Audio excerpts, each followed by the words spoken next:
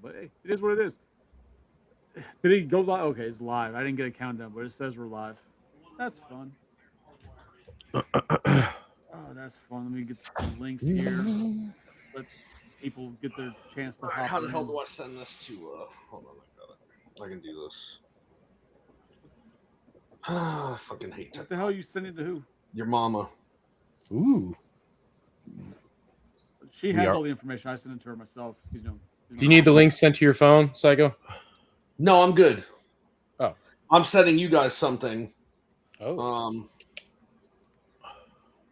So you can see what the fuck I'm talking about. All right. So what I sent you guys in Facebook Messenger, well, I didn't send it to Jose, but I can. I just sent it to you because I have the thing with the two of you in it. I'll send it to Jose too, but I have a network connection box in my utility room, and what you see in there is a wrapping of Ethernet cables, but they are not labeled per room. So every room in my house has a hardwire port, but none of those hardwire ports work because I have to put those Ethernet cables that are in my network connection box into something that then distributes, right? But I don't have whatever item it is that I need to distribute that then plugs into my modem because those wires won't all, there's a bunch of them and they won't all connect into my modem. So my brother told me there's a device that I need that hooks to my modem, and then all those cables hook to that to then distribute to each of my rooms the hardwire connection, because the house was built with all that stuff in mind. It's just since I'm not technologically savvy, I don't know what the hell it is that I need, and my brother's a gigantic tool. Is it just a router? Is it just a router? Yeah, it's just a router. I have a router. I have a router, but you need another router that. Go ahead, I'm listening. Hey, you just need a router that has one of those bigger routers that has a splitter in it. That it splits up to all the different ports. That's all it is. But that's what I said. Have your brother, since he didn't bring it to you, just ask him to get you exactly what you need. Then It's just probably buy the on damn Amazon. thing, If you we got to be install real, it, it's probably you only a plug couple it in. bucks. It's gonna be plug and play. Like it'll be literally you plug in the main wire, then all the outgoing wires. It'll be real simple plug and play. But that being said, we're live. Welcome to Collector's Hideout. Starting off with a little tech talk because fuck it, why not? This is the podcast where we all get together, talk shit about different things, different topics, just to get away from the real world. Tonight, I am joined by Psycho. How you doing, brother? I'm doing pretty well. How are you? Hopefully be better next week, but not bad today. What's wrong? And then we got Shell. I can't talk about that stuff because people be watching. I can't talk about that. So, what's going on, Shellhead Tony? You're here as well. Doing well. It's a beautiful Thursday evening. Yes, sir. It's still cold. Like it's cold as fuck still. Not as it was the other day, but Jesus Christ. Did you guys have like where your entire car was damn near frozen? That was like last week. Yeah. You talking to Tony or to me? You guys. We did, and Sunday and Monday specifically. So Monday, Jen and I had to go run some errands, and when I went outside, there was still a bunch of like ice on the top of the car. So I pushed it all together and was able to make like a snowball. I made two of them, and I had Jen call Evangeline out, and so she came running out the door. When she came out, I nailed her with a snowball, and then she got mad and she's like, "That's not fair!" And I gave her the snowball that I made for her. And then she threw it at me and then picked up the pieces and continued to throw them at me. So, this man smacked his daughter with an ice ball. I did. I wish I'd have been there. I did. And we also got some Cuban guy here today. How's it going? What's going on? Man, not much. Glad you can make it. Since this movie was kind of your pitch last week. But before we get into the movie at hand, for anybody who's been keeping up, we're going to be discussing. Some call it a classic, but the movie was, I think, from 1993, Groundhog Day. I believe it was 93. Does that sound right to you guys? Somebody's Googling. I feel like that was Somewhere before around that. Yeah, there. yeah, it's at 93. Yeah, that's right. 93. It's 93. Yeah. So we're gonna be Yeah. discussing the movie Groundhog Day. I haven't seen it in a long time, and I don't think Tony said hey, you hadn't seen it in a while. Yeah, it'd been a long while. Psycho. How about you? When was besides recently? When was the last time you saw that? I want to say maybe 2 years ago, but I mean, Okay. I tend to watch it every year or so because I really enjoy the movie. So it's kind of like an outlier, I guess. And what about you, Jose? What were you looking at? watch it Yeah, all the it's been a long time actually since I've seen the movie. I'd say at least 10 years. So Okay, so cool. So it'll be interesting to go on this one then. But before we get into that, I just want to discuss because it popped up the teaser yesterday and the official drop today for the Masters of the Universe trailer. Mhm. I've watched it a couple times. The only time I watched it that I was like, "Oh, that's cool," was watching Pixel Dan's reaction to watching it because he's like, die hard Masters of the Universe. So watching his reaction, I was like, "Oh, that's awesome." He looks so fucking happy and giddy like that. That was cool.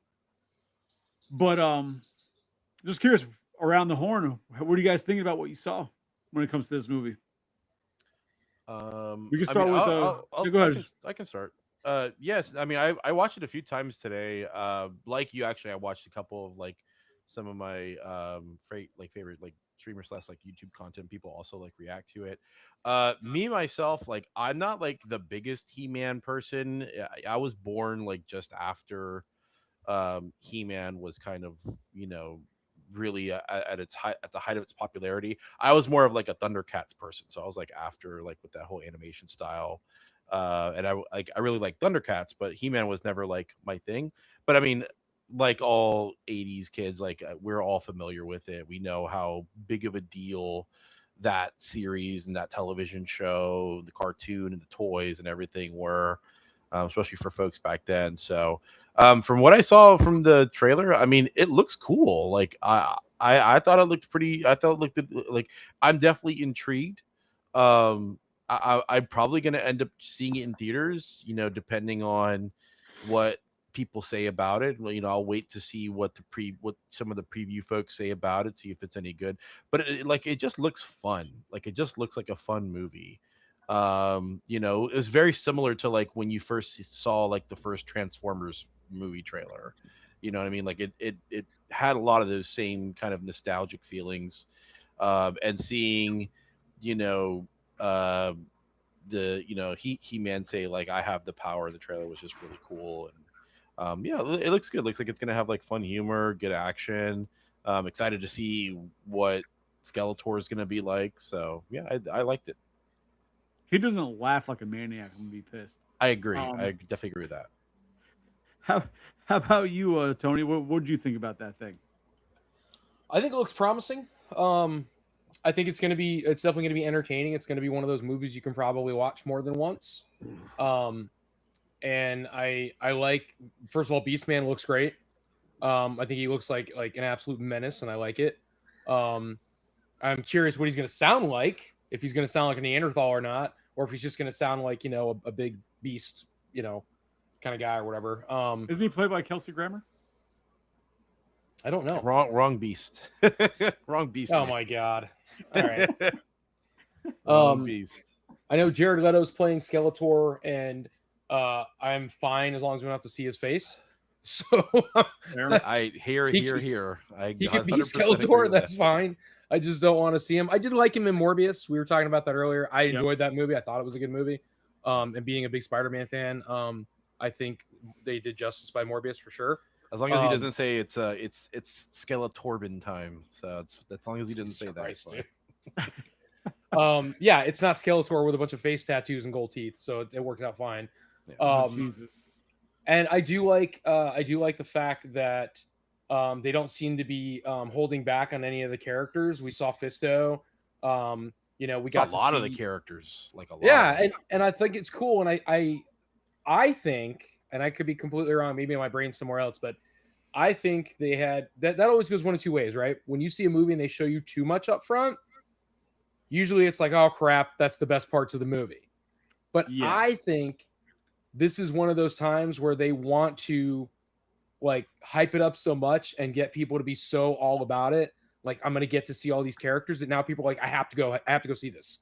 Yeah, I think they balanced it right, because when I watched it, like I said, I watched it a few times, and that was I'm like, damn, like it seems like they almost showed the entire movie in and almost in succession too, because it ends with like the battle between him and like damn, they almost like they showed the entire thing.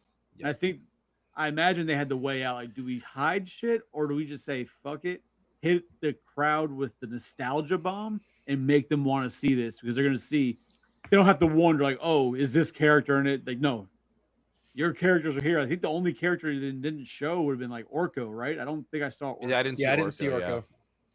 But I did like what they did with Evelyn. She looked awesome. She looked like the figure. She looked like Yeah, the she toy. does. Yeah. A lot Um, of them do. A lot, like I mean, like even Man at Arms, like Yeah. they have him with the helmet and everything. I was not upset with anything I saw. So I have a lot of hopes for it, and the cinematography like that you saw just in the previews looked really, really good. So yeah, I'm down, man. I'm excited. I think it's going to be good, and I think it's going to help rekindle some of what they were going for with the franchise. You know, trying to put out these toys, and a lot of them went on clearance. People weren't buying them. Well, you don't have anything for, new. I don't say new, but you know what I mean. Like, you don't have anything to re-spark the love for the franchise. So now that you've got this movie coming out, I think a lot of people that are going to be like, oh crap, I forgot how cool that was. Right. No, because you compare to like Turtles, right? Every like 7-8 years, there's like some new version of Turtle cartoon, Turtle movies that keep them in the forefront. Masters of the Universe, they go like really long stints of time with nothing, just toys, maybe some comic books, but like no media, like no cartoon. So they recently did that Kevin Smith version of it, right? Like they have much more bigger lapses of time between the physical media, Yeah. So it's about time they did do one. And curious, Psycho, what did you think about this trailer? I'm not really a huge Masters of the Universe fan. I only watched it because the group chat that we have was blowing up while I was at work, and I was trying to pay attention to all the texts when I got a moment, and more just kept coming. And I'm like, all right, well, apparently something's going down. So when I got home, I watched a trailer. I mean, I thought it looked interesting. I think Jose hit it right on the head, right? Like it was like watching the Transformers trailer for the first Transformers movie back in 2007. And it accomplished it. I saw the characters. I saw what was going on. It looked decent. It didn't look like the Dolph Lundgren He-Man. Well, Jesus Christ, could you imagine? I'll watch it. I don't know that I'll go to theaters to see it. I know that Jen won't be interested in seeing it, so I'll have to wait until it comes on a streaming service, because I don't go to the theaters by myself. But it didn't look terrible. I wasn't like, this is trash. I mean, the only He-Man show I ever really liked was like the New Adventures of He-Man or something that came out in the early 90s. I watched that one. I enjoyed that show. So that was it. Like, I watched it, and first of all, I don't like He-Man. Fuck He-Man. He's a piece of shit. Well, he fucking took over for the Ghostbusters. The kids fucking yelled He-Man. They insulted the Ghostbusters. Fuck him. But the reality is, I watched the trailer, and I'm not like I said, I'm not a He-Man person. Like, I've never gotten into. I think I had one toy as a kid. It was Clawful. Like, it was on my radar. It looks, when you compare, especially to like the Dolph Lundgren version, like, it looks phenomenal in comparison. Years difference, right? But I think part of me, when they were starting to talk about doing it, I was like, ooh, there's a chance it could look really bad. And just to use a current example would be like, I was kind of expecting to be more of the over the top, like the new Street Fighters appearing to be, where it's like, what the hell is this? But it looks like it's much more toned back and much more realistic looking, instead of that over the top insanity. Like, they want to go over the top animated but live action style, which is definitely a good look. But But as I was saying, like, but also keeping a lot of the like the fantasy / like sci-fi elements, because we saw a lot of that, like with all the no, for different sure. ships and stuff. Like I thought that was cool. I mean, So somebody pointed out in one of the groups I'm in, and now I can't unsee it, is that it very much has a feel of Guardians of the Galaxy to it. I could see that. Yeah, I The, can the see that humor, for sure. the humor looks similar. Well, the humor, the style, and apparently from I don't know, it could be bullshit AI text, but apparently the director, someone whoever's working on it It's said that Guardians is Travis a big Knight. influence I think Travis on. was his name Travis Knight or something. But they're saying that Guardians is a big influence on it, on its outcome, on the styling they went for because of how successful Guardians was. Yeah. So I mean, I'm down to watch it. I just still think, and I said in the group chat, was that I think He-Man, with how big the fandom is and how deep they could really go with the different stories, I just feel that a hour and a half, maybe 2 hour movie, they're going to try and cram too much into it because you're seeing He-Man before he really knows who he is. He kind of remembers who he is. Then he gets discovered, and you have to think that he all of a sudden within the 2 hours he's got to figure out who he is, cope with it, understand it. Then he's going to be battling Skeletor at some point. Like I feel like it's going to push too fast for the story. That's why I was saying in the group chat that I think it'd probably be much better if it was like a series Yeah. where you can get more time with the characters to really But I show the growth of He-Man or Prince Adam, to show that growth to that point. I mean, after watching the trailer, I don't think that that's going to be a big deal because he knows who he is, right? Like the trailer goes out of its way to tell you that he knows who he is because he says, he doesn't say, I think I'm not from here. He says, I'm not from here, right? Like, I know I'm not from here. But the thing is, we don't know yet, and he very well could, but I have a feeling it's more like he was brought here as a child, right? He doesn't know it, but he has like dreams, like something's telling him, like that's like inside he knows there's something different, and like he's the like Star-Lord flashbacks almost. maybe, and then he doesn't really know, and then all of a sudden it opens up, like holy shit, this makes sense why I was thinking those types of things, and then he has to. And the best example I can give for current also would be the way they pushed in Frozen Empire for Ghostbusters. How I don't know the actor's name, but the guy who's like the fire master, whatever the hell his name was. Yeah. Oh yeah. How he's like Kumail Nanjiani or whatever. Right. Like in the beginning of the movie, he's like nothing, and then all of a sudden he's like, "Oh, I'm this," and then he's like, all of a sudden proficient and able to fight the main like within a 10-minute span. It's like, all right, you needed it, but I feel like they got pushed too fast. I think that something like this could use a much longer. Like this movie should be like him learning, and maybe he gets his ass beat by Skeletor, and then you see him get stronger for the next one, where he's like really the full-fledged He-Man, experienced and just kicking ass. You know what I mean? Like I feel like a series would hold it better for that. So this is I did mention in the group chat also, and Jose, I think you either missed it the first time I explained it, but Tony, tell me, do you remember the Mario Brothers movie? Unfortunately. So you remember like Princess Peach as a baby was like put into another dimension to be hidden from Koopa. Daisy, not Peach. Oh, I'm sorry. Yes, you're right. Daisy was hidden in the real world, so Koopa couldn't find her. And like this, Prince Adam was hidden in the real world, so fucking I guess Skeletor couldn't find him. Like that was the first time I was like, damn, this is like setting up almost like Mario Brothers. It looks a lot better than Mario Brothers, but like that idea, that story is like very much that. Then he finds out who he is, and he's gonna have to go back and fight. Like it's. I mean, I'm interested, so I'm not against the movie, except that they insulted Ghostbusters. Fuck them.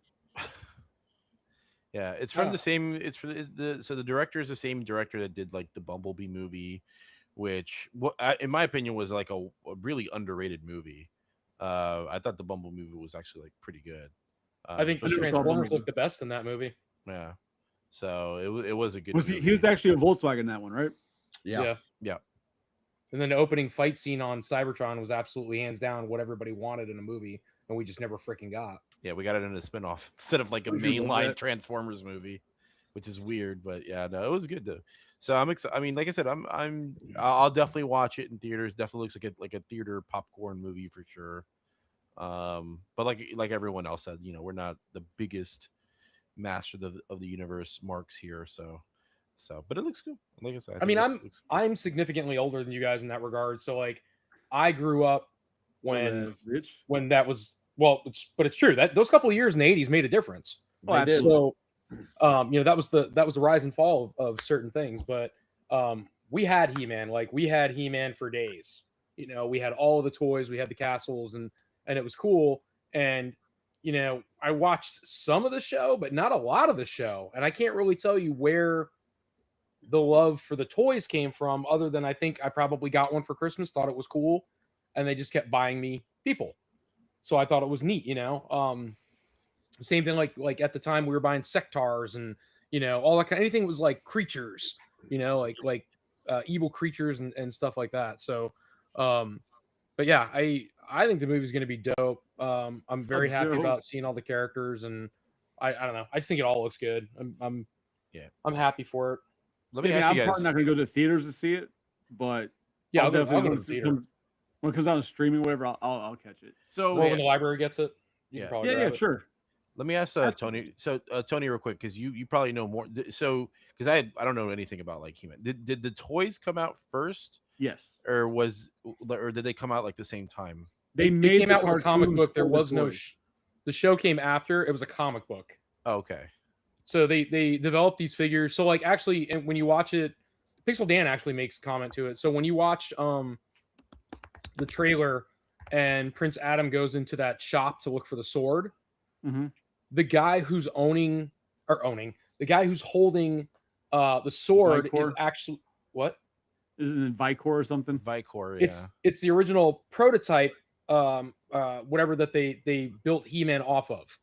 Like, so that's how they sculpted He-Man. And then I didn't know, I didn't pay that much attention, but in that same screen, I guess there's a Big Jim cat in the picture somewhere. So I'm like, well, Right. yeah, that's where Battle Cat came from. Yep. So it's just I love little stuff like that in movies, where if you're a fan or you know what you're looking at, it's kind of cool to see those Easter eggs. But yeah, it came out. They made the figures, and they ended up doing the. It came with a comic book, and the comic book if you ever watch Toys That Made Us, they tell you, we just came up with the idea for a comic book. They asked if we had a show, and we said no. But they're like, "Did you know we have a comic book?" And they didn't have a comic book. They drew a comic book to put in with the toys so they could sell it. I think it was at Child World. Yeah, I so think they that's the first literally place they're they like, oh, we made these toys, a bunch of characters, and they're like, oh, now we have to make kids buy these. We have to offer something to sell these fucking things. Right. Well, yeah, I mean, remember they held on to them for a while. So the original releases of the He-Man toys were stamped 81. They were completed and ready for market in 1981, but they were held off until 1982, and then the show didn't release until 1983. But we only got a couple, or not we, because I don't have them, but they only released 4 toys in 1982. Right. You had He-Man, Skeletor, Man-at-Arms, and Beast Man, or Beast, whatever the hell it is, Beast Man, yeah. Beast Man. And so those were the 4, but those were supposed to hit market in 1981. But again, like Tony was saying, they didn't have anything to go with it to market it, and so they held off. The production company, I guess Mattel, was like, nope, not until we have something that'll actually sell these things. So they put out 4 just to see if anybody would be interested, and the sales were okay. So then they're like, all right, well, we're going to release something. And then apparently the toys just went crazy. Yeah.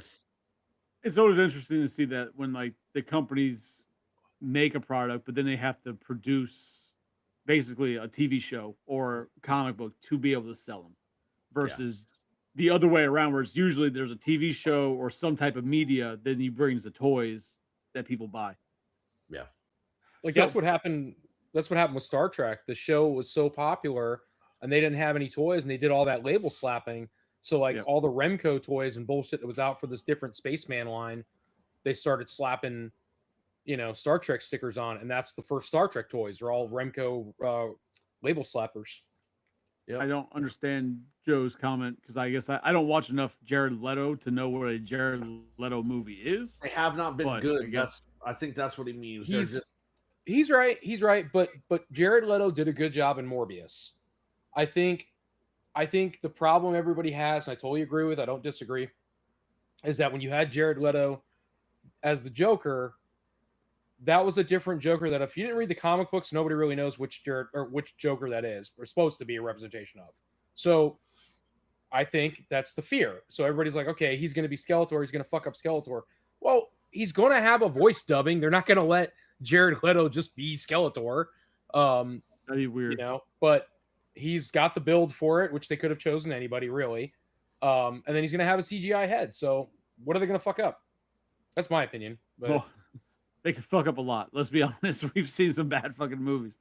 But like, I'm trying to like a Jared Leto movie that, yeah, Joker. But I can't think of anything else that I was like, oh my god. But like I said, I don't pay attention to Jared Leto to even know what he was in to be like, oh yeah, it was bad. well, he's So. been in a lot of things, but when he's been tapped to like carry a movie, the movies have not done well, right? So it started with the Joker, right? Because he was supposed to be a big presence in the film, but because people reacted so negatively to him and his portrayal, they cut almost all of his scenes out. They only left a few. And then with Morbius, the same thing happened. I like Morbius. So well, no. But like, what I'm with saying Tony. is, he was supposed to carry that film, and people hated it. Right? Like people absolutely hated it. Dumb things were done, and then Tron Ares, he was supposed to carry that film, it's and Tron. nobody went to see it. Well, I mean, you say that, but people have been clamoring for a Tron sequel since Tron Legacy came out, and a lot of people like Tron Legacy, but Disney's like, oh, because whatever movie they put out after Tron Legacy failed, they're like, we're not doing live action movies like this anymore. So that we didn't get a Tron sequel, and then they released Tron Ares, which everybody's like, well, why are you just ignoring what happened in the last film? And I think that's why Tron Ares didn't do well. Yes. But again, it was supposed to be carried by Jared Leto, and it tanked and made no money. And so people are concerned that he just doesn't have what it takes to like overcome things that are not working right. Yeah, I don't like I said, Joker I could see. Morbius I enjoyed. And I never saw Tron because it's Tron. So yeah, I couldn't. So I don't share Joe's concern because I just don't see it because like I said, I don't pay attention to Jared Leto as it is. So if he does good, then that'll be it. My biggest concern is I am a Tron fan. I have not watched Tron Ares yet because of everything I read about it. I didn't watch all of Morbius. I sat down to watch it, try to give it a chance. I think I was like 25 minutes into the movie, and I'm like, this absolutely sucks. And I turned it off. And then with Joker, I think what worries me about Jared Leto playing Skeletor, and again, I don't care about Skeletor because I'm not a huge Masters of the Universe fan, but what worries me is Jared Leto chose the portrayal of Joker that he did. That's the Joker he wanted to be. He wanted the face tattoos. He wanted the gold teeth. Like those were choices that he made to play the character. And it's like, if that's how you feel like an iconic character like the Joker needs to be played, what are you going to do to Skeletor, right? Like you say, of course they're going to dub his voice. We don't know that. They haven't said it, right? So people are speculating that they're not going to let him voice Skeletor. The studio has never said that. And it's just speculation. And so people are rightfully, in my opinion, concerned with what kind of odd choices is Jared Leto going to make on another iconic villain, right? That makes me curious. And after this, we'll get on to the actual topic for the evening. But if Jared Leto or just any actor portrays a character where he's in full costume, full mask, never see the face, and they dub the voice, why even fucking credit the actor at all And that's why personally I don't think they're going to dub his voice. People are saying it, but for just what you said right there, you don't go out and pay Jared Leto the kind of money they paid him to essentially hide him behind a costume and not use his voice. I just don't see it. Because like Tony said, you could literally get anybody to play that role in the costume if you're going to dub the voice. I don't think they're going to dub Jared Leto's voice, and I think that people have reason to be concerned because if they gave him any creative license with this character, they gave him creative license with the Joker, and look what he did. I don't think anybody would say that is not the worst portrayal of the Joker ever. I don't know. So, I mean, he's going to be hidden behind a ton of CG, so it's like I'm not Well, like no, that's overly the point. concerned. Then Yeah. you think that if they're like John said, if they're going to pay him to be there, and they're going to hide him completely behind CG, then chances are he might use his voice. Because then what's the point? Yeah, but I think Unless his voice is, filtered itself, right? I'm of the opinion that Box type thing where it'll be different, but it's him voicing it. Then okay, maybe, but yeah, I'm of the opinion that I think people tend to be a lot more forgiving when it comes to like voice acting a character, than just like all out performance. So I think there's going to be like a big difference. But I mean, we'll have to wait and see. Jared Leto is infamously known for his strange choices sometimes with his acting. But it's Skeletor at the end of the day. Like if he goes like high pitched, classic Skeletor, people are going to be happy. I think if he goes like a more like darker, sinister, serious Skeletor, I think people will be happy. It's like I don't know how you can mess up the character because I don't remember badly like that. You know what I mean? I don't remember what Skeletor sounded like in the it was 2000. Like like the 2000 one. Yeah, I don't know. Because in the 2000s they had a cartoon. Yeah. And I don't remember what he sounded like in there, but I don't think he had the high pitched, obviously, from the 80s. But yeah. But like, let's be serious. Like, if you hear him like do the high pitched voice, like, are we really gonna be mad? Like, he's trying to do. It depends. No, see, but that's where the danger is, right? Like, imagine if they brought somebody else in to portray Optimus Prime, and then that person tried to copy Peter Cullen's voice. They'd never be able to get it, and people would have been super pissed, right? And that's what my concern is, that Leto's going to go in and try to do an homage to the original voice actor, and it's going to come off overly campy and overly satirical, and it's going to ruin what the character's supposed to be. I don't think we'll see. I don't think they're trying to take the chance with the movie. It's just my opinion. Again, way too much effort looks like has been put into the cinematography for everything to look correct and for everything to be that quality and be that kind of entertaining. I don't know, but I don't think they're going to allow him that much creativity with the voices. I hope not. I just don't. I think they're going to expect him to, and just from the video, when you're watching the scenes that they have shown with Skeletor, the way he's carrying himself, I guess, in the short scenes that we've seen, I can't imagine that would be the voice that would come out behind that. That would make no sense to me whatsoever. That would be so left field. Like, I get the homage to the original, but I think that'd be so left field because no adaptation since the original has sounded like that. They've all had some kind of like, what do you want to call that? Oh my God, I don't know what you want to call that. Oh my God, like redo, remake. I'm missing the word here.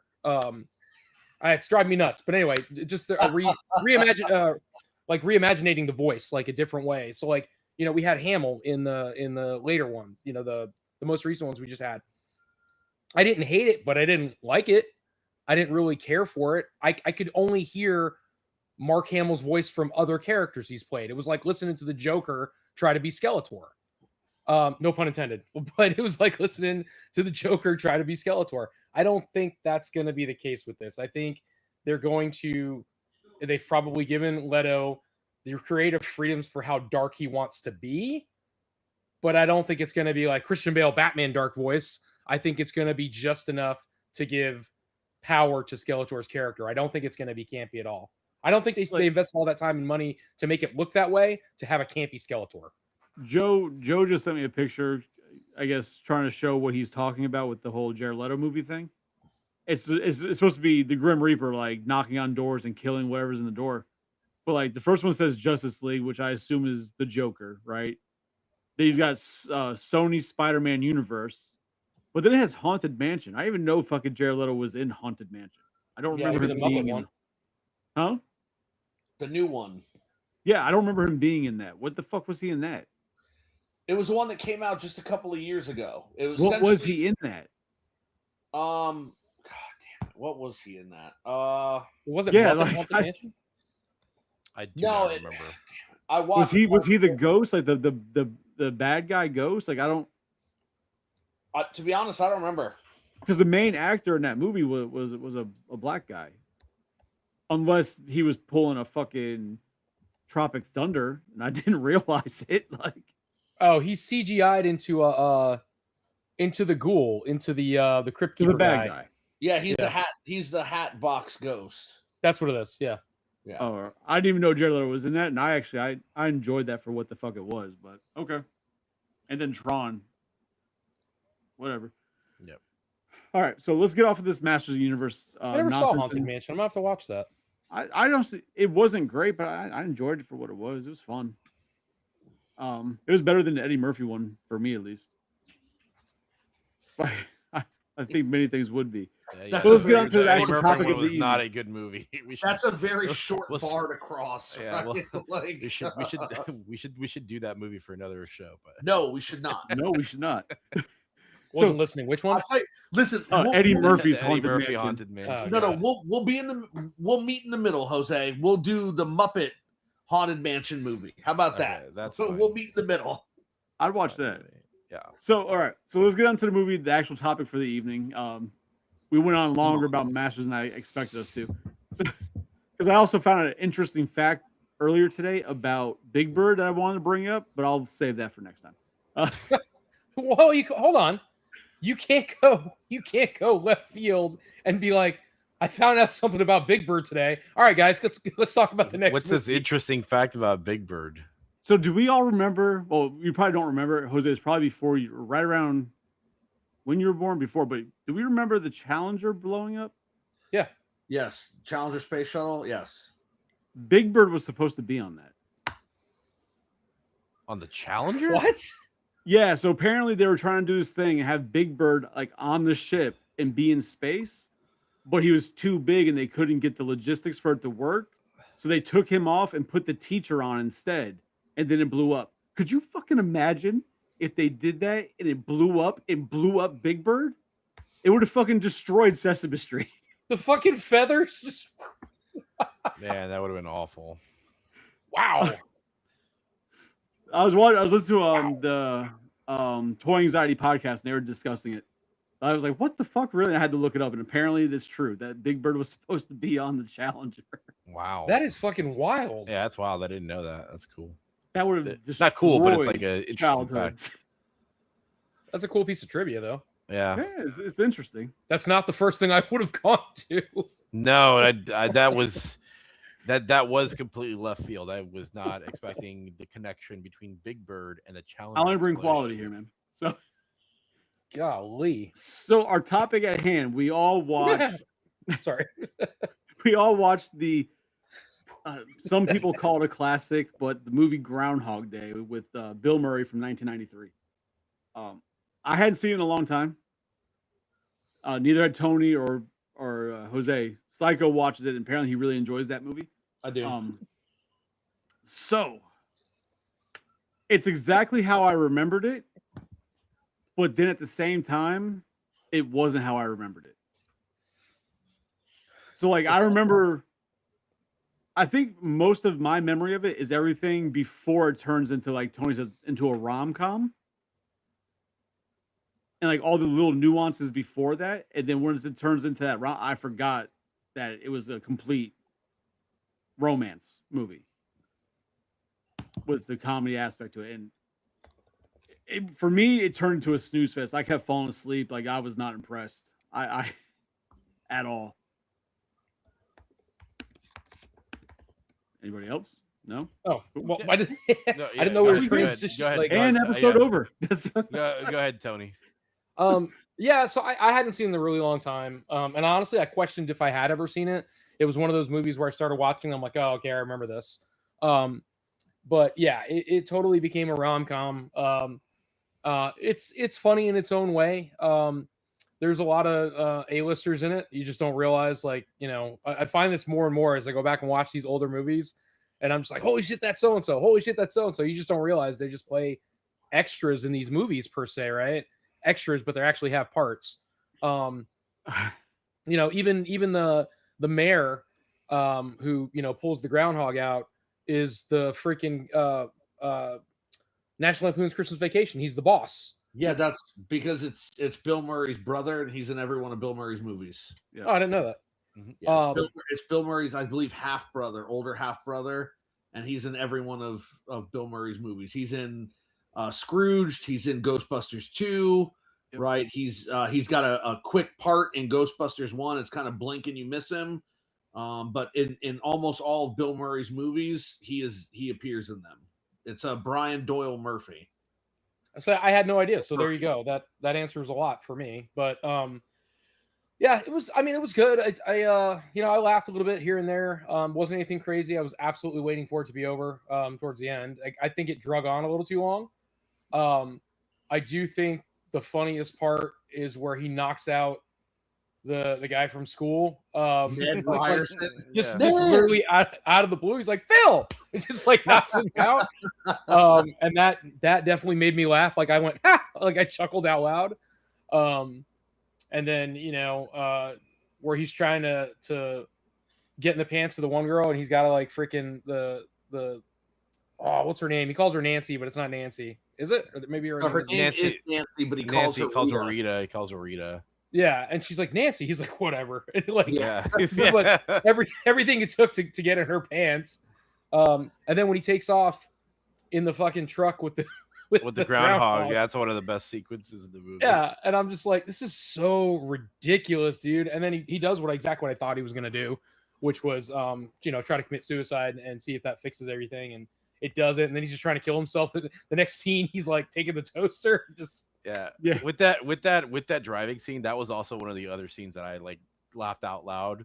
Was when Chris Elliott's like, maybe he survived, and then like the car explodes, and he's like, probably not now. now. I mean, even in the like when the two guys are all drinking, they go and they hop in the truck with him, and he's driving, goes on the fucking train tracks and shit. Like, yeah, I remember all of those from when I watched when I was younger. Like, that's the shit that I remember from the movie. But like once it makes that turn to him trying to get with the producer and really focusing on that, I completely blanked all that out from my memory. That to me, that whole movie is just, it's Scrooged with a different angle. For me at least, that's what it feels like when I watch it. And it also, again, like I told you guys about that movie that I had watched way back when with Jim Belushi called Mr. Destiny. It was, again, it's one of those movies that's just very similar about the way they execute. I won't even call it timelines, because Groundhog Day is just the same day over and over again, right? But I could think about it like a timeline if I wanted to. He just keeps doing things to try to change what's going to happen, and or what have you. But it doesn't. He just keeps reliving the same day, and he just changes. That's it. That and like I said, from what I can remember as a kid, or not a kid, I was probably a young adult the last time I'd seen it. It really does feel like two different movies. Am I the only one that gets that? Like, it has that tone change. I think it definitely changes to what I think it changes like multiple times actually, like throughout the film. Well, like in the beginning, I agree. Like it does like kind of start diving into that like rom-com area.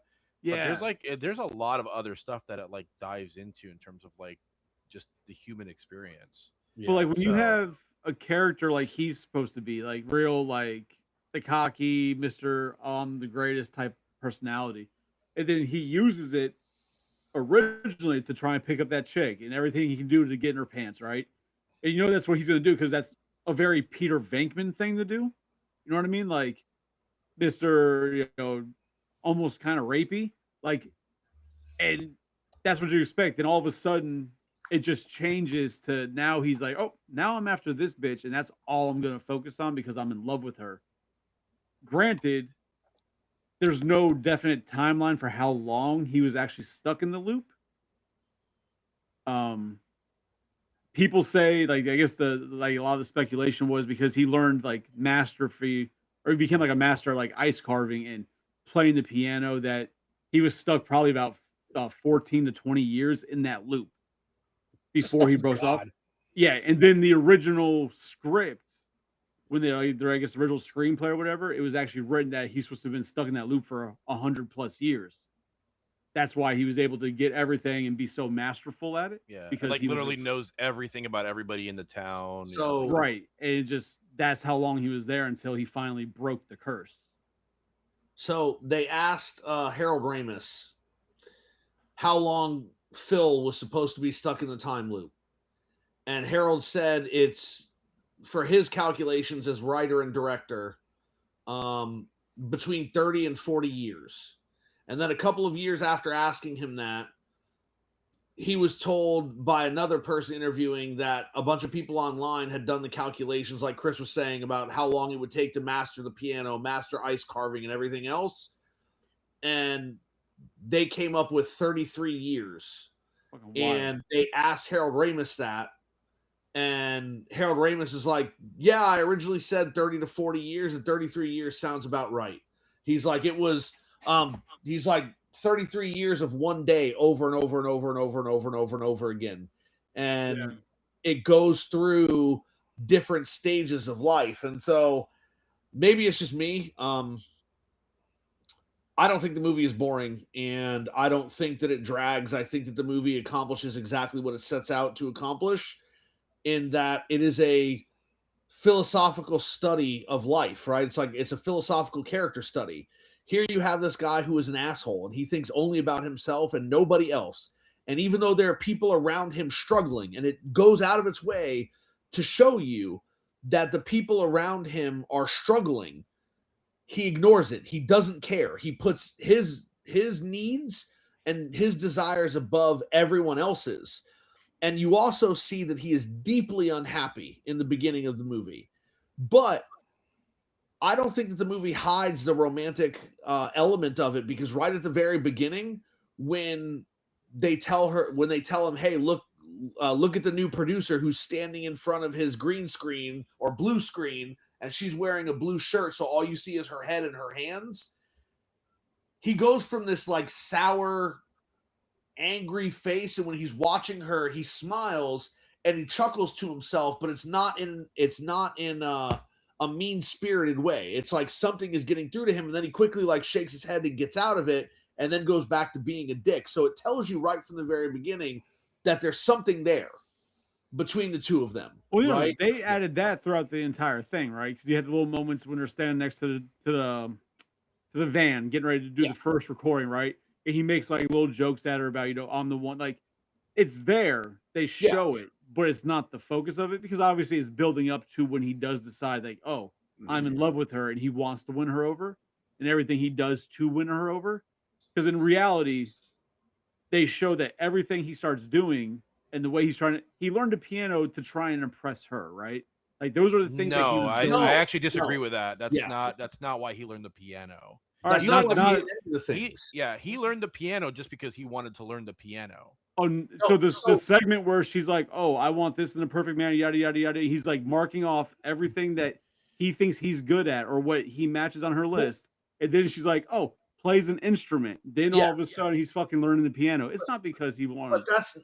But that's not why he learns it. Like Jose said, that's not why he does it, right? Okay. So yes, like he made a list of those things, but then you could tell that he was actually thinking about those things, because he thought he was the greatest man in the world. Like he thought he could do all these things. And when she starts going down that list, because you can see it on his face, when she starts going down that list of all the things that she would look for in a man, he realizes he's got none of them. And the fact that he then discovers that there are people in the world who have all these things, who have done these things that he's never done, that they have skills that he has never gotten because he spent his life being a dickhead, right? Like he spent his life being an arrogant ass, believing that he was the best that could possibly be. Like he could do everything and that everybody would want him. And that moment was supposed to solidify the fact for him that he's not that person. He's not great. Like he he made doesn't. all those changes because of her. I think he made all those changes because after he tries to kill himself a bunch of times and it doesn't let him escape, he tries to get with her and it doesn't work. And then he doesn't try again to get with her until what you have to imagine is years in the time loop later because he's been able to accomplish so many things. I honestly think that he was working on himself because he began to realize just how insignificant he was. Right? Like, oh, I'm this big time weatherman and I always get everything right and I know everything, which is why when the storm comes in after he says it's not, he's like, what? Like, that storm's not coming. I spent my whole life doing this. It's not going to come. Yeah, I think you're giving him a lot more credit than I am because I'm looking at it that he learned the piano, like he did that stuff to get her. Yeah, well, he did But do then- some stuff to get to like, because what he was like John said, like he was just like he was trying to basically like match all these different things that she likes and like be the ideal man for her. But like the big moral of that part of the story was that you can't fake love. Like that was basically it. Like Well, yeah, you can't try to force yourself or force someone to love you just by they doing showed all that the in the things very that they like. beginning when they went on that first date and they were in the snow and they kissed and all that, and then he tried to recreate it the very next night because he fucked it up, right? Yeah. And then it was completely different. It was all uncomfortable because he was forcing it, right? They showed that, Yeah. But the him pushing himself to become the better man, whether it took years because of how long it did take to master a piano, right? He did all that for the way I'm looking. He did all that for her. Now, within that time of doing it, if he changed as he was doing it, because it's been 50, 20, 30 years of it, that he's finally like, hey, you know what? I need to change. Like he's finally been changing over that time. But the thing that got him to start that change was because he was trying to get in her pants, and because he loved her and he was trying to make her fall in love with him. So Like he was doing it all for her. How long would you do something specifically to impress someone else? I mean, I've been doing it about 15 years now. How about you? No, I am who I am. Yeah, okay, sure. We know that's Fucking not true. truth. I mean, that's 100% true, but that's okay. that's a different topic for another time with all the bullshit you've ever said. So, Nope. but yeah, that's the way I saw it. He definitely was doing it for her. Now, like I said, he could change during that process, absolutely, but he was trying to get some. That was part of the movie, yes. So that was the original. I think so. The big catalyst moment of the film that really started getting to understand that I need to start living my life differently and just really start focusing on just being a better person was when he was trying to save the homeless man. Yep. The old man. The old man is what caused him to, when he realized that he could do all of these things, because by that point he had already been there for years and years and years. Right. So it was no at matter that what he did, point, the homeless man still died, didn't he? Yep. Right. That's the whole point. Is that he could do all this stuff, but at the end of the day, like fate is still going to come for you. Like it's still going to happen no matter what. Yep. And there's nothing that he can do to kind of change that. And then from that point, he started valuing like Other people. He started valuing other people. Change. Yeah, outside. absolutely. Yeah. That's what I'm saying. Through the process, he did change, but again, he didn't master all of those things specifically to impress her, right? Like no, but he started doing them because of her list. That was why, because he wanted to, because everything he was doing in first.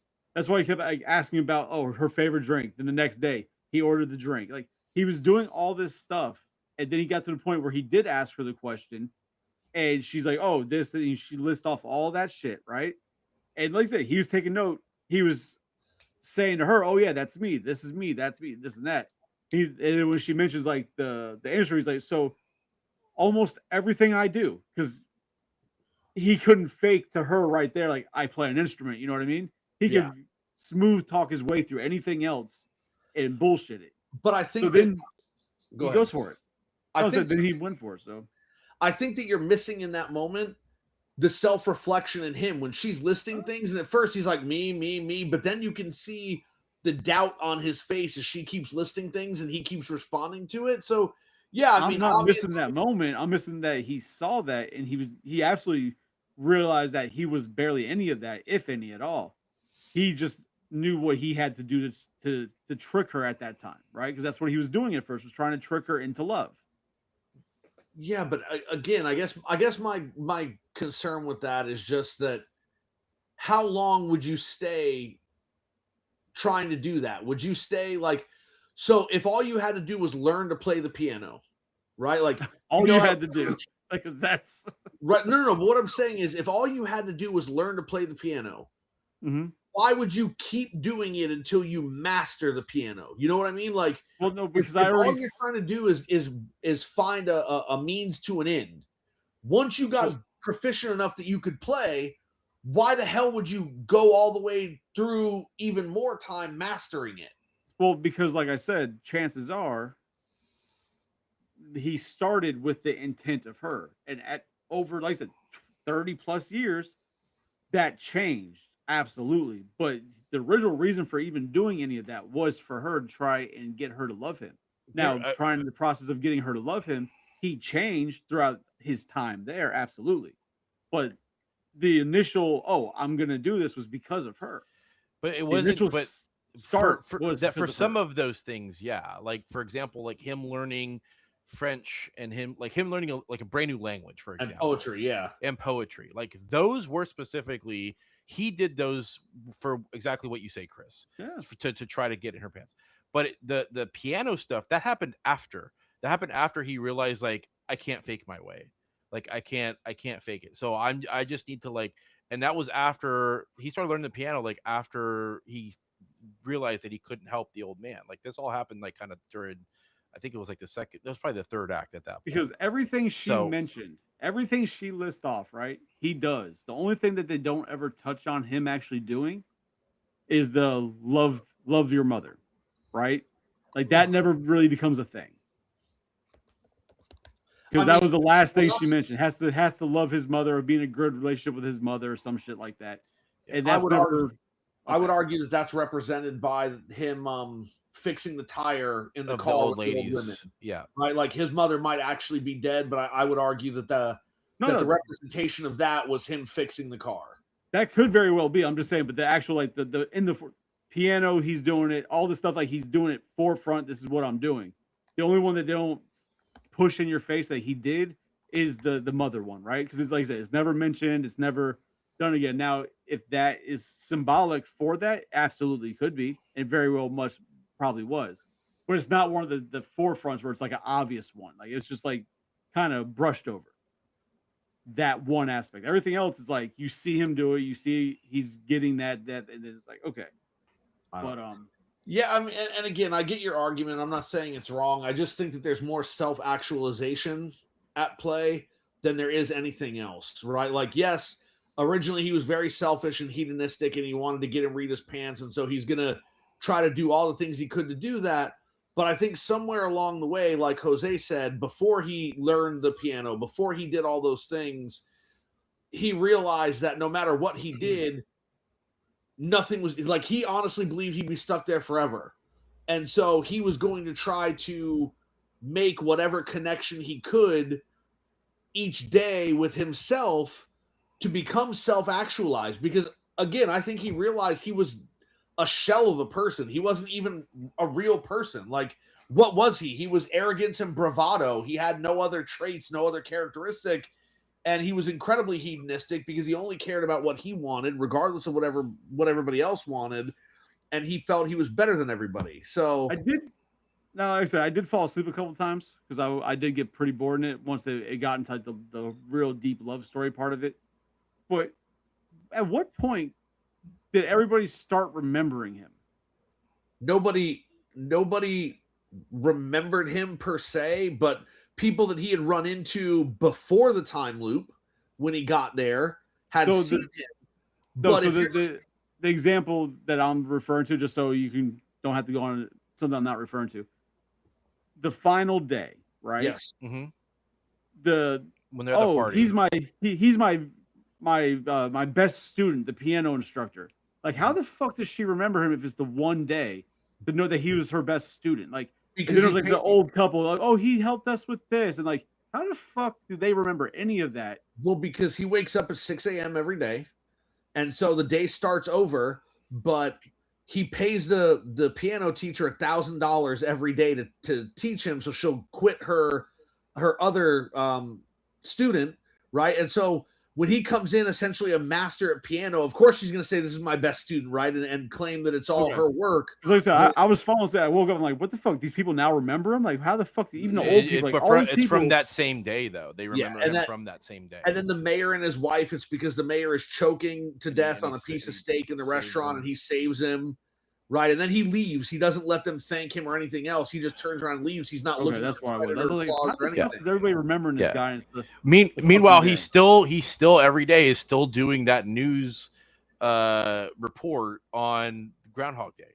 So like everyone knows him from that. Like he's still doing all of that on top of just like by the end of the movie, it becomes apparent that like after all these years and years and years, basically like the moral of it is that like the best outcome is going to be when you are doing these selfless acts of kindness for everyone. That's the most, because the whole time he's trying to seek fulfillment, and by the end that's his realization is that the best kind of fulfillment you're going to get is by Fulfilling others. Fulfilling others and helping others. Fuck others. Yeah. Other I stuff. mean, because he was all about self-fulfillment at the beginning, and then he Right. you Like know literally then it was literally a 180. then Yeah, it no, was definitely. about fulfilling the needs of other people, and you see that specifically when he goes running down the sidewalk to catch the kid, and he's like, every day, and you never thank me. Yeah. He's like, I'll see you tomorrow, maybe, right? Because he catches the kid, and so the kid doesn't break his leg. Yeah. And then the kid just runs away, doesn't say anything, doesn't say thank you, doesn't like just he sets him down, the kid takes off. Fucking stranger danger. Fuck that. I mean, it definitely for a Bill Murray character, you know, there's a lot of character development versus some of his other previous roles. Yeah. The whole movie is character development. Right. But compared to some of his other roles, and just because I love the movie so much, like Ghostbusters, like there's zero character development in that movie, right? like all the guys are just exactly who they are throughout the entire fucking thing. But so it definitely had a character development, but it was not what I remembered it being. But at the same time, before it turned into romance, it was everything I remember it being. Yeah. But I did find the one there was a bunch, like there's a crap load of fan theories about that movie. Yeah. But one that I found interesting, I mentioned to Tony earlier, was that what is it? The fucking life insurance guy, Ned or whatever the hell his name is. Ned Ryerson. Yeah, that he's actually the devil. And he's the one who puts Bill Murray into the loop. That's why the very first time when he meets him, he steps in that puddle. That was like him stepping into the loop. And that's where it all started, was because of how he acted. And the whole thing, and the theory, and why I find it interesting, is that the last day that he's finally allowed to break free of this curse is the day he actually bought the insurance from Ned, right? And they're saying that that's because that was the final day that he finally sold his soul to the devil, and he let him out of the curse. It's definitely an interesting theory. I haven't heard it. I think I guess if you try hard enough, you can throw that into anything, right? Yeah. I mean, eventually, yeah, you can throw the devil in anything. I think one of the coolest things about this movie that I actually really like that Harold Ramis did was purposely not give us an explanation, like why he's in this loop. And like I didn't realize it until afterwards. I'm like, man, like after I watched the movie, you know, I went online and did a little bit of research and see what other people, you know, how they analyze the movie and stuff like that. One of the things that I saw that I was just like, oh, that's really interesting that I didn't realize when I was watching the movie was that, yeah, like there was never really like an explanation as to why he's like put in this loop or how the loop functions. Right, So, like not like one of those movies like where they swap bodies because they both get electrocuted and like, Yeah. oh, now you know why they're like Yeah. that. Like yeah. he's Like there's just no there. like Freaky Friday explanation of like, oh, it's a curse or something. You know what I mean? It just happens. He's just in this thing, and I think Which that's kind of the point, because Harold Ramis wanted us to be just like he wanted the focus just to be on Phil and Phil's journey. And it's like John said, like it's literally taking us through like the different stages of life, Yeah. and to show us by the end, through this kind of like experiment almost of what would you do if you were stuck in the same day over and over and over again. How would you spend it?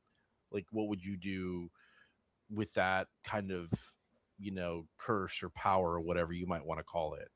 that would definitely be a curse.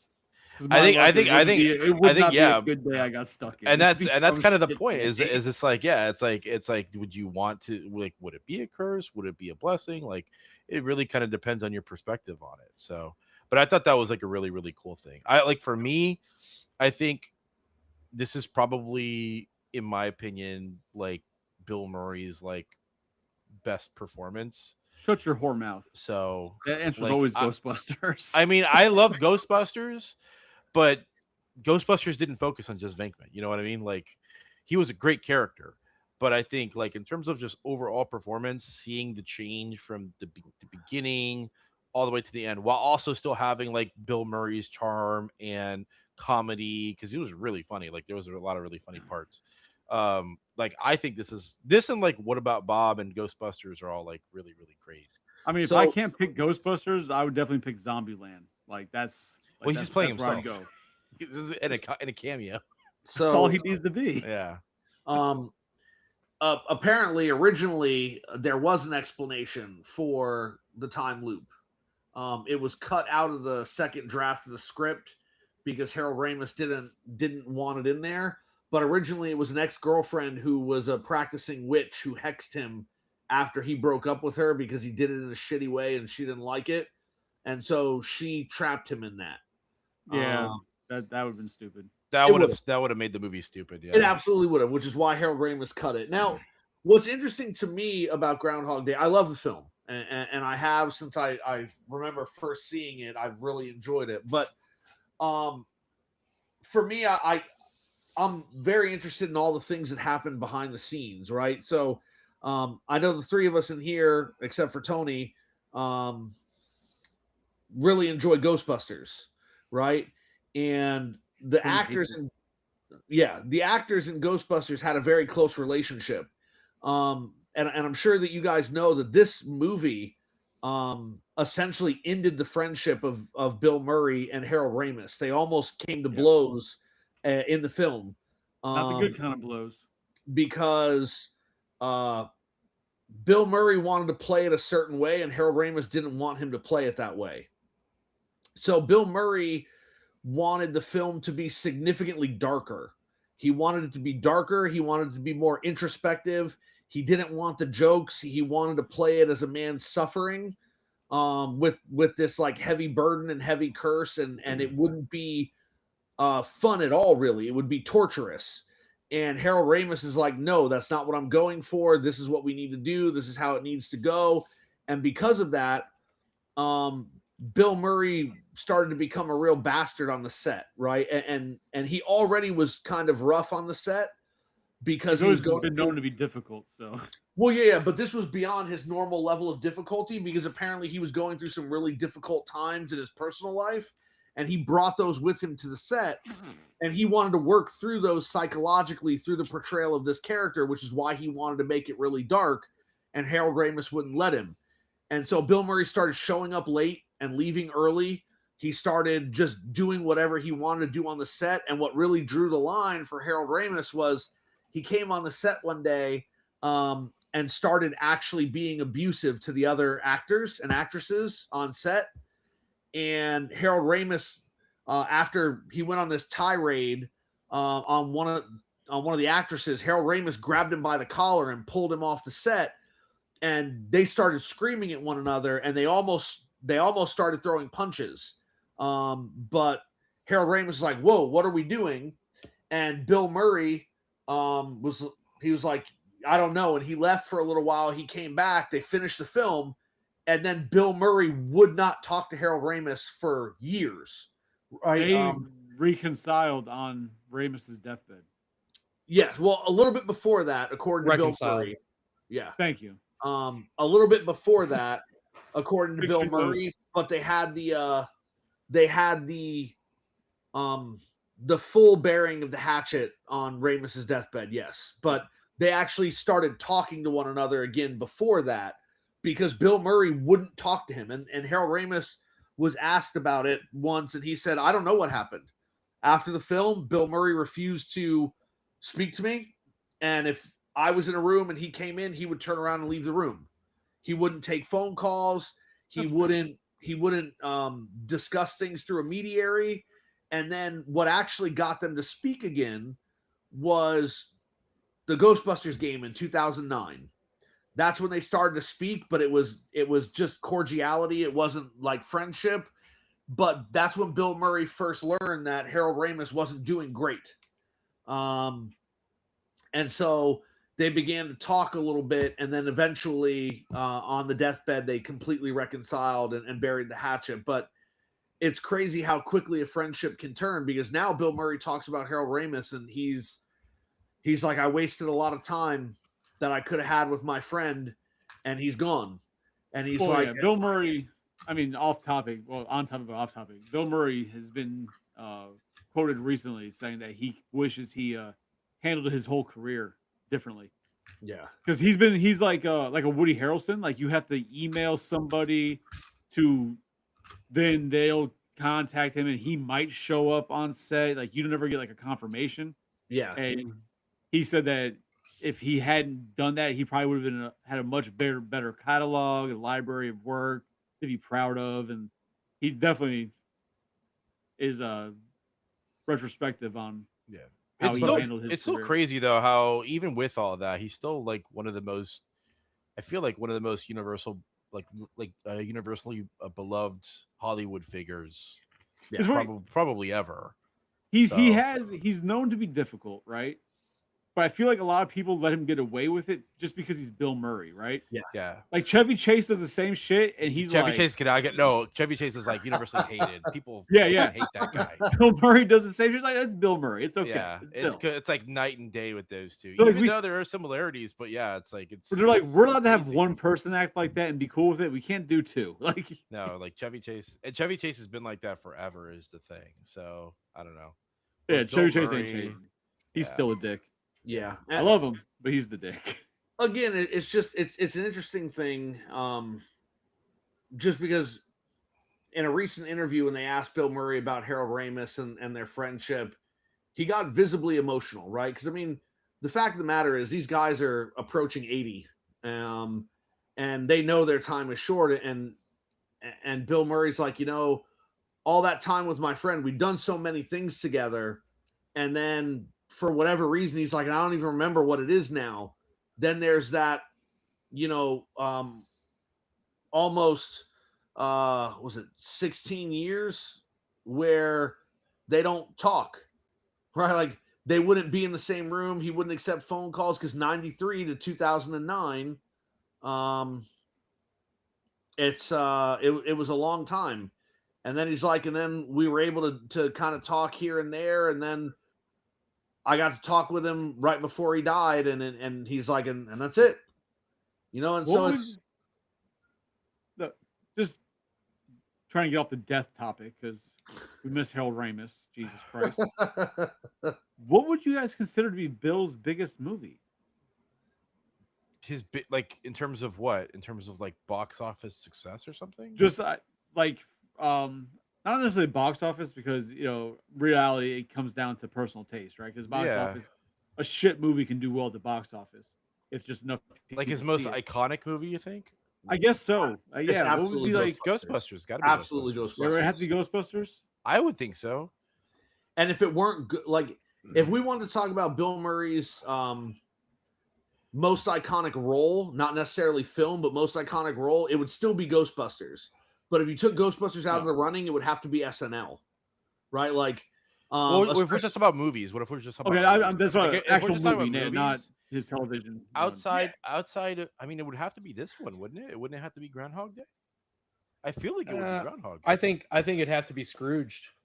Yeah, I kind of agree with Tony. I think I don't know about I that. think don't you know. take Maybe Ghostbusters out of the mix, it would be Scrooge. The Christmas Carol, where the fuck?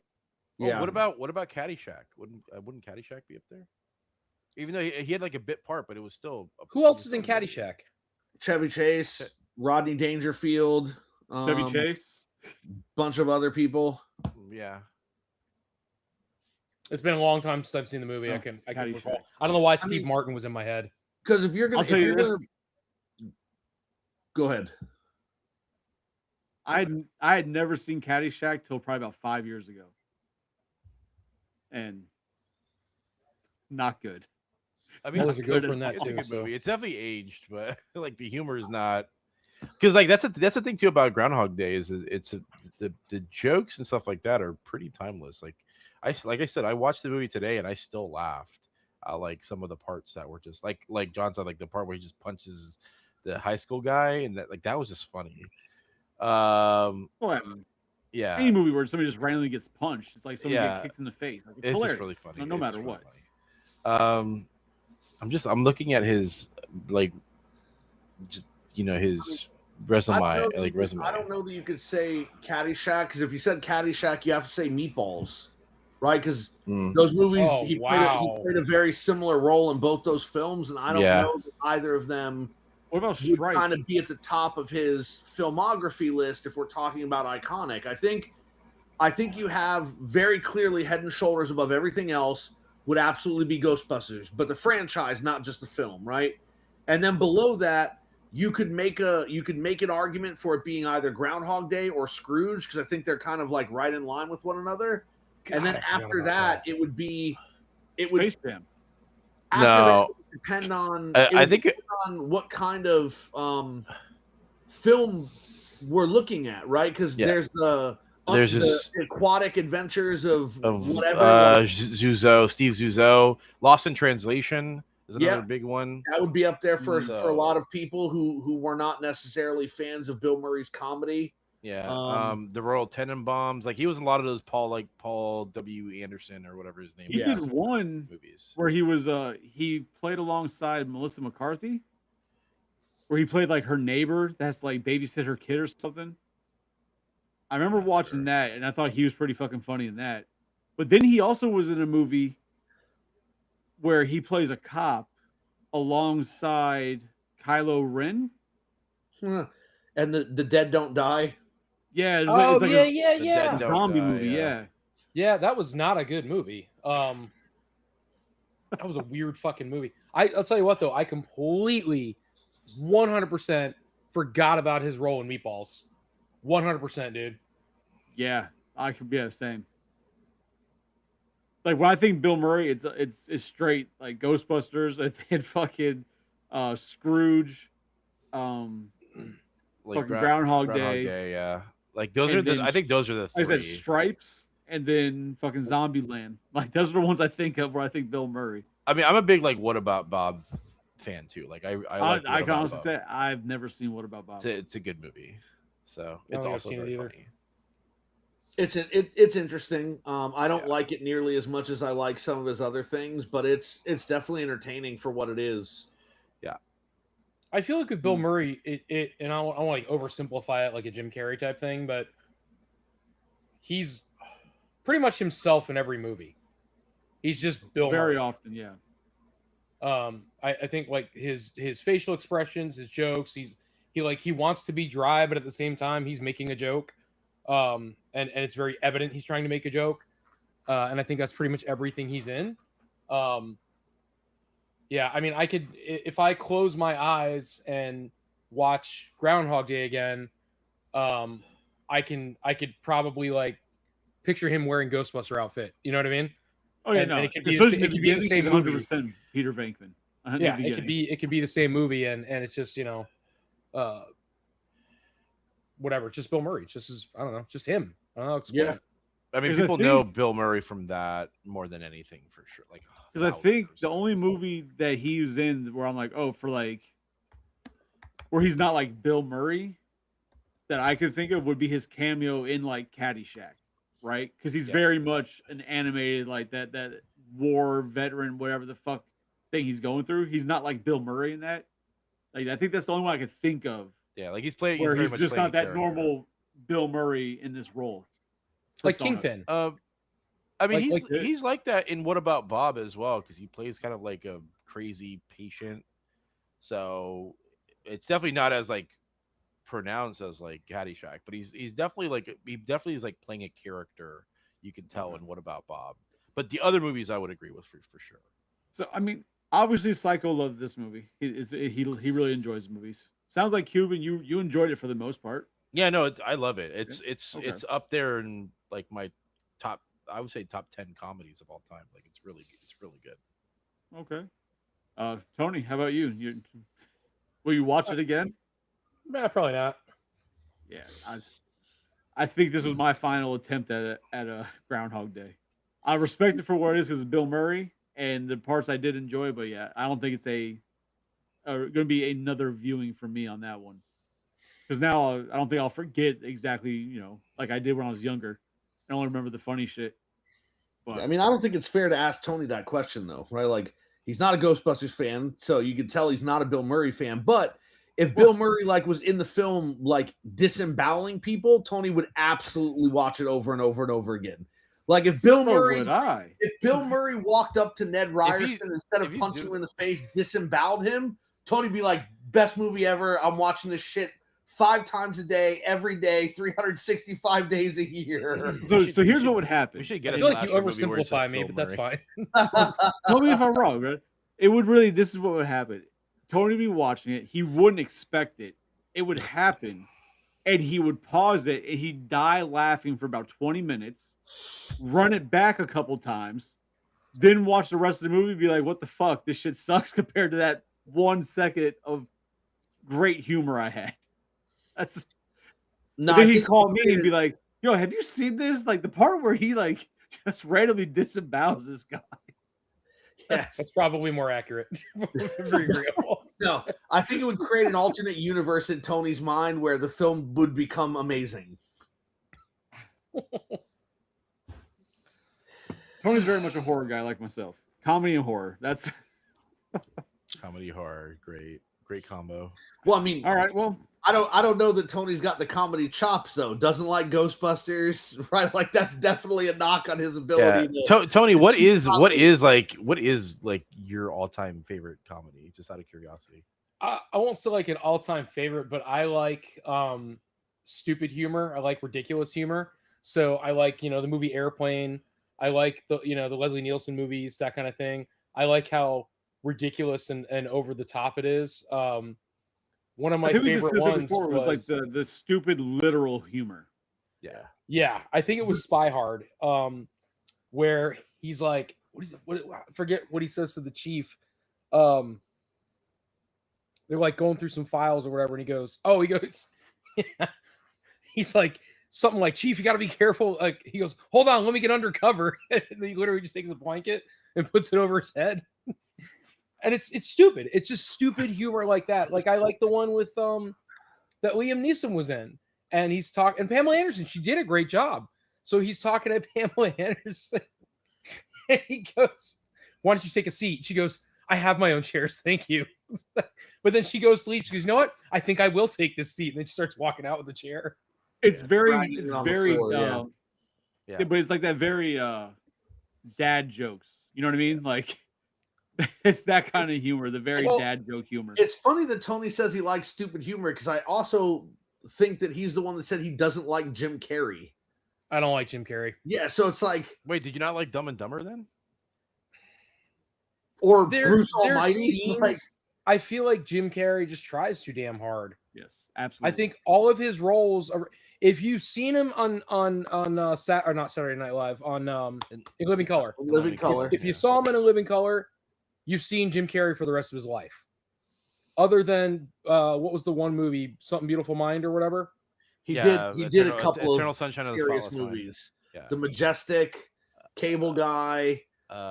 Truman Show is like one of my Truman all-time Show, favorites. like See, Cable he's- Guy, he was definitely over the top. That Like, was he a comedy, still yeah. That over was but that like was a had dark. serious. But that was a dark. It was a comedy, dark not comedy, necessarily yes, a I stupid agree. comedy. It was darker tone, yeah. Like I you just wouldn't think you say the can't- Cable Guy and Ace Ventura are the same shit. Like you wouldn't say that. You can't get away from his They're both facial Jim Carrey expressions. movies. They're always his grins, his smiles, the way he carries himself. If he wants to be funny or think he's funny, then his mannerisms are going to be the same in every single movie, and I can't get past it. It drives me nuts. And that's how I feel about Will Ferrell. So, like, I just feel can't. Will Ferrell's not funny. Like I don't see anything that he does is actually funny. Yeah, and like, but the same way, like Tony said with Jim Carrey, Will Ferrell tries so fucking hard to be over the top in that comedic. Like, Will Ferrell misses me. I think we Except can for all- Step Brothers. Step Brothers is fucking hilarious. Step Brothers is good. I think we can all agree though that like Leslie Nielsen King, it's like the best. Surely you can't This- be serious, Dude, There's- no one had better deadpan delivery than that man. Come on, Tony. It How was do, the greatest. do you like Steve Martin, the jerk? I don't like Steve Martin. You don't like Interesting. Steve Martin? Wow. Didn't do it for me. Interesting. Again, Each it's their own. like I Planes, like Trains, Steve. and I Steve Martin's Automobiles. hilarious. Well, no, because I I just think- remember the jerk is very much that same like very literal dad joke type comedy. That's why I was like, of the movies. That's why I figured the jerk would be a good one. do you like Rick it's Moranis? I do No, like I don't Rick Rick Moranis, actually. Yeah. But watching like Planes, Trains, and Automobiles, right? Like John Candy, I'm sorry, can do no wrong. He's fantastic in every movie. Yeah, I've yet to yeah. see a movie where I don't like the guy's comedy. Another one that's one of the best. Yeah. And lost way too soon. But Yeah. And then you've got Steve Martin with him in that movie, and like I just can't. Like the part where they're checking into the hotel, right? And Steve Martin's like, and I know he's supposed to be that way. It's supposed to be his mannerisms, but he's like, I've got a watch here. It's a Rolex or whatever, and he's like, whatever to try to get the room. And I'm like, okay, it's his character just for me is not funny at all at any point, even though he's trying to be serious and funny things are happening to him. At no point in that movie to me is he funny. But then you got John Candy. He goes, I got a wristwatch here. It's a Casio. So what you're saying there I would equate that just to a more recent movie, still in the 90s, would be any movie with like David Spade and Chris Farley. Like I never found David Spade funny, but Chris Farley was always fucking hilarious. David Spade is funny as the voice of that character in Hotel Transylvania, and that's about it. Never even seen those. So they're great movies. Those movies are funny. yeah, I know like Adam Sandler's the vampire dad and all that, like, but it just never sat down to watch him. David Spade's stand-up comedy is better than his acting, truthfully. I mean, I hate David Spade. the only David Spade movie that I find funny, and I don't know why I find it funny, is Joe Dirt. That movie I know exactly why, because yes. it's fucking stupid, and you like that dumb Yeah. shit. But I hate Just like you. I like didn't even fucking like Joe Dirt. I just hate it. I just don't like. No, David but Spade. see, here's Psycho. Like, I know he likes Joe Dirt because I've known him forever. But the same way he also likes like Napoleon Dynamite because fucking Uncle Rico smacks him in the face with a fucking steak. Listen, That's Napoleon why he likes Dynamite's Joe Dirt. funny, That's man. like the shit that he likes. Like, I'm sorry, Napoleon Dynamite was funny. Napoleon Dynamite is funny because the first time I saw it, I had to watch it 3 times to actually watch it. So Yeah. I was visiting my siblings in California, and my brother's like, "Oh, you got to watch this movie. It's so funny." And this was, I don't know, it was either 2003 or 2005. I don't remember. And they put it on, and like right at the very beginning, I'm like, "This isn't funny, right? Like this." We're supposed like, why are we laughing at a mentally disabled person? I'm like, I'm not watching this. Turn this off. Yeah. So I made him stop the movie, and then my older sister's like, he's not mentally disabled. That's just there's no like they're not making fun of people that have learning disabilities. So she put it back on the next day, and I started watching. I'm like, no, I can't. I cannot. And then the third time, they're like, you just have to watch the whole film. And I remember after I watched the whole film, I thought it was funny. But there are just certain parts in that movie that get me every time. I tried not to let them get me, and they do. Like when he tries to go over the ramp, but the ramp breaks and he smashes into the wall, and the bike like nails him in the nuts, and he just falls off. He's like, oh, Yeah. right. And then when his older brother's talking to his uncle, and he's like, he's eating a steak. And the uncle's like, yeah, back in 82, I could throw a pigskin a quarter mile. And the brother's like, are you serious? And the uncle's like, yeah, watch, just snatches the steak and throws it. And it nails Napoleon right in the face. And he falls over. Like, that's just hilarious. Moments like that are just funny, man. Yeah. It's just hilarious to me. And that's one of those movies that there's moments like that are fucking funny. But as a whole, I'm like, that fucking movie is horrible. Like, I can't stand Napoleon Dynamite. But it does have its moments where, all right, it is funny. I'll give it. But as a whole, fuck that movie.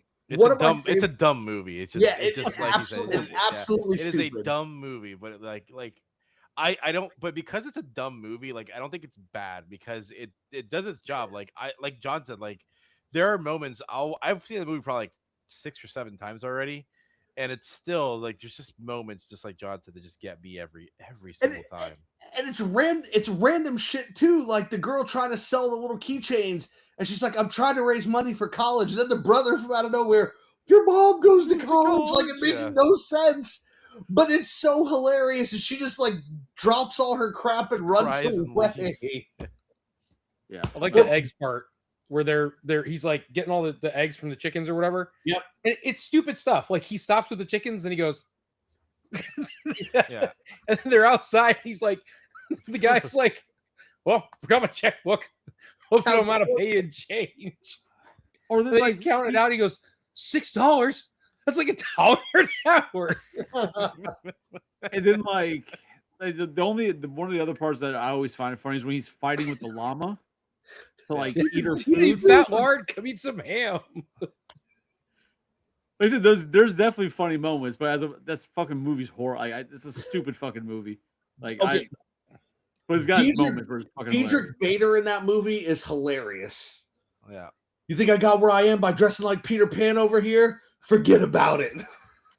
Oh, the fucking Timu Hulk Hogan. Rex Kwando. Yeah. Rex Kwando. He's sitting there tasting the milk, and he's like, "This tastes like the cow got on the onion patch." The guy's like, "Correct." He's like, "Yes." Yeah, no, fuck that movie. Oh such man, stupid humor. It's great. And I hate it because I do think it's such a stupid movie, and I don't like it, but it is fucking funny. Like I can't, like, god damn it. I'm in the same boat with you, like Chris. Like it's a dumb movie, but it's just fucking horrible. There's just so many. It's incredibly stupid, but some of the parts are so damn funny that you can't help but laugh. Yeah. So Listen, the only thing. If you see a guy get nailed in the face with a steak and it knocks him off a bike and you don't laugh, like there's something wrong with you. Yeah. Well, if you don't laugh at that, you didn't grow up with America's Funniest Home Videos. Like that's just So is it supposed? This has bothered me since I watched the movie, right? Ever since the beginning. What fucking year is it supposed to be? It's supposed to be Like modern times. Yeah, like early 2000s, around the time that the movie came Yeah. out. It's just like showing like rural life. Well, because they live in Utah, I think, and so they're Mormon, and so there's a lot of things that the Mormons don't have, and that's kind of the joke in it. Because if you look at it, it's like the way all the kids are dressed is 90s.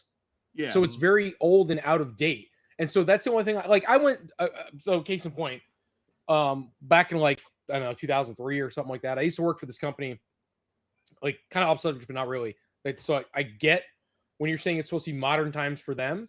Yeah. So I had to go to Iowa for work, and where we flew into, I had to drive like another 100 miles or whatever in. And when I say there was nothing but corn and cows for fucking ever, there was nothing but corn and cows. I remember we my partner and I at the time, we had stopped to talk to a lady at like the coffee or something like that. And I remember asking her, "What do you do for fun around here?" And it wasn't a joke because there's nothing in the town. Yeah. And she goes, "There's a movie theater if it's still there 20 miles away." We drove 20 miles away to this movie theater. One, it was closed. And the last movie they had shown in there, I want to say it was like, no shit, I want to say it was like 1992. The last movie they had shown over there. And again, that's part of it. So if you actually look back at Napoleon Dynamite, Napoleon's ID that you see several times in the opening credits of the film when the hands are like moving stuff around, says 2004, 2005. So that's where the movie is supposed to be set. I just thought that's when the movie came out. But also, I mean, again, rural life, like Jose said, and you're in a Mormon community where a lot of things are not happening, right? So how do you find out they're Mormon? They don't actually say the religion, but the filmmakers are, and they filmed about what it was like growing up in that area, and so that's kind of, you're supposed to infer that's what's going on. The movie's so stupid, it's great. It is. Well, I think we're going to bring this to a wrap after Napoleon Dynamite. I will say this. I remember when John Candy passed when I was a kid, and thinking, man, he was old, and in actuality, he was only 43, which is crazy. He passed at 43 years old. Mm-hmm. That's Tony, that's not far from where I am right now. Yep. Yeah, I'm gonna be 45 in March, so you guys can all just You know, I feel like a young whippersnapper over here. Oh man. So all right, yeah, let's wrap this up. Tony, you got anything you want to plug before? Yeah, but she's at her house. Your mom goes to college. It's not his mom. I didn't say it was his mom. I was randomly saying that. Do you have a rough idea on what we're doing Tuesday, or just nothing? I'm really hoping Paul and Bill reach out and from the reluctant adult and jump on, because they did start following Shellhead today. Awesome. So I'm hoping that's a good sign. Because if you guys are watching, that'd be really cool to see on Tuesday. A lot of fun stuff that we could probably talk about, I'm sure. But yeah, Paul messaged me earlier to ask me if I could message him through Instagram, because through Facebook he's not getting full notifications, so he's not getting them fast. So I'll be messaging him through Instagram, and we'll set it up. Absolutely.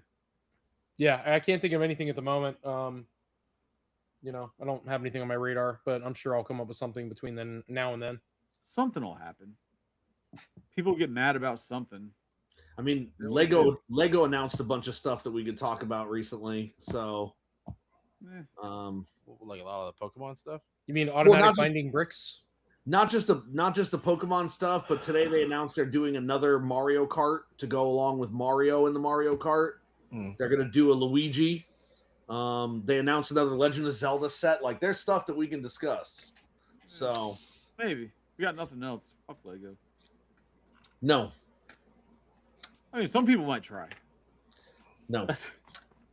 All right, so cool. So I want to, thank you guys for coming out. Thank whoever hung around. We've got people watching still, apparently, even through that nonsense we just went through. Joe's old. He remembers seeing Caddyshack in theaters, apparently. Yeah. So he beats you, Tony. You got he that. Probably was in Caddyshack for all we know. He was the fucking the gopher. The fucking he was that.